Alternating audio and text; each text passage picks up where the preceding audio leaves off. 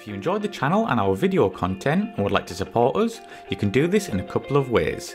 You can sign up to our Patreon site, which is a monthly subscription to one of our 4 tiers, each giving you something different from early access interviews up to exclusive unseen footage. There's also the option of a one-off donation via PayPal, which allows you the option to donate an amount of your choice. Both options really help to keep this channel going and to continue putting out regular content for you good folk. So please take a look at aircrewinterview.tv/donate, and I thank you in advance. Thank you and enjoy.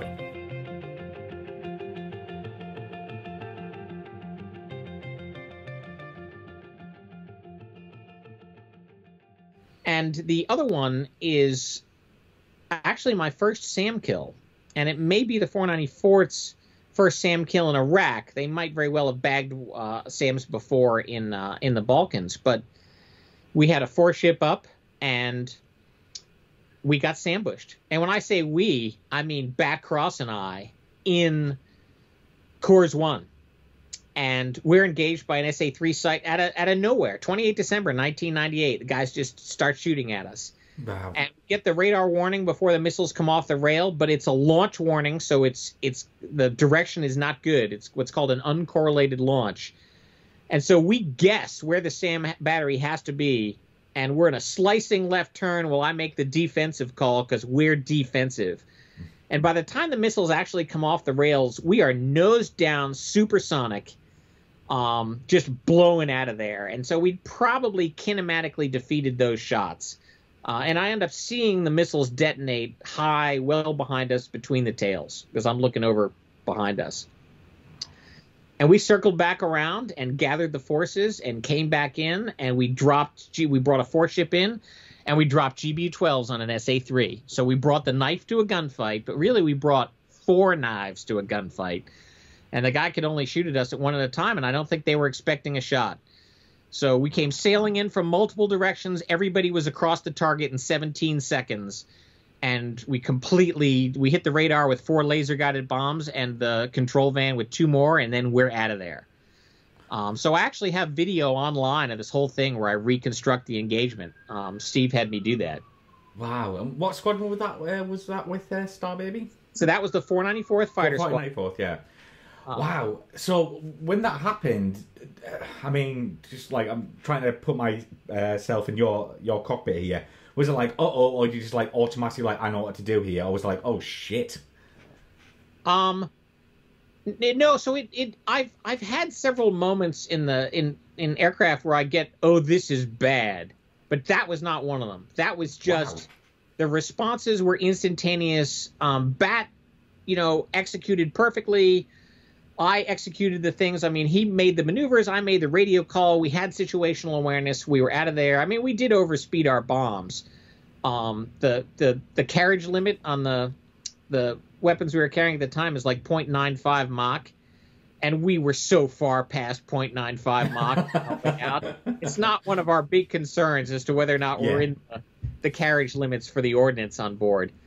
And we're out of there. It was just a well-trained response. And then, we had practiced this kind of thing and we had planned it. We put the strike together on the fly. We reacted. We hit the target. We came back out. But I will tell you, at the end of the engagement, it was the first time I really unlocked my hands from the hand controllers. Wow. Because really? now I'm going to change my IFF code as I cross into the Turkish border, and I'm going to do some things that I can't do with a hand controller, and my hands are shaking. I am swimming in adrenaline backwash. Wow. Only time that's ever happened to me. So what was it like for you and the rest of the crews when you landed? Was it like a kind of high-five moment, or was it just a quiet, like, somber, right, we'll go into the debrief kind of thing? Oh, no. It was upside-down, sideways, high-fiving at speed. I mean, it was... So the first thing that happens, it's hilarious, is after every landing, we had a Turkish airman come out with a checklist to make sure we still had all our bombs on board. Right. And he goes to Coors 1, and we have no bombs. And he goes to Coors 2, and they have no bombs. And he goes to Coors 3, or Coors 3 is actually Bud 1. So he goes to Bud 1, they have their bombs. And then he goes to Bud 2, and they don't have their bombs or their wing tanks because they had jettisoned them. Yeah, yeah. So he's walking back and forth because this had never happened to him before. And the CFAC, General Deptula, Brigadier General Deptula, met us at the airplane. Crews met us. It was celebration, and we released the combat tapes to CNN before sundown. Really? Yep. Wow, that's crazy. And what's the procedure on that? Obviously you go back and sign for your aircraft. You have to say like, "I've dropped this, dropped that," or what's that like a procedure for you and the crews? So we're debriefing the whole mission.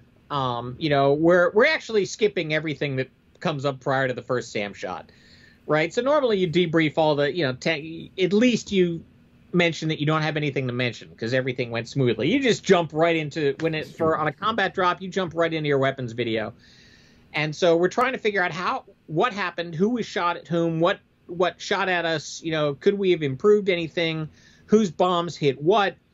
Because even at the end, Bud 2 mistook my bombs for his bombs.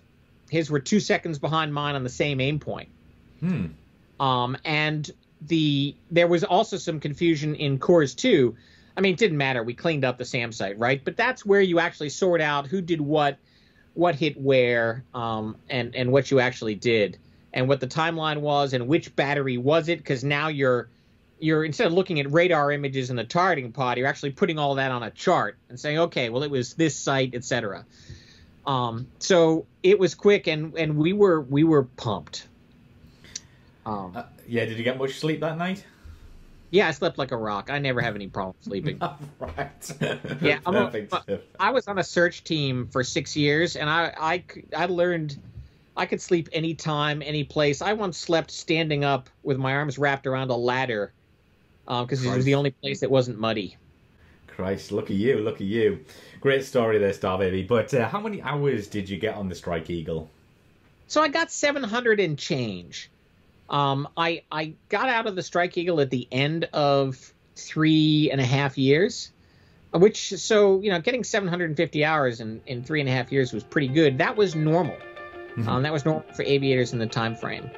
But I didn't cross 1,000 hours in the Strike Eagle like I did in the Phantom.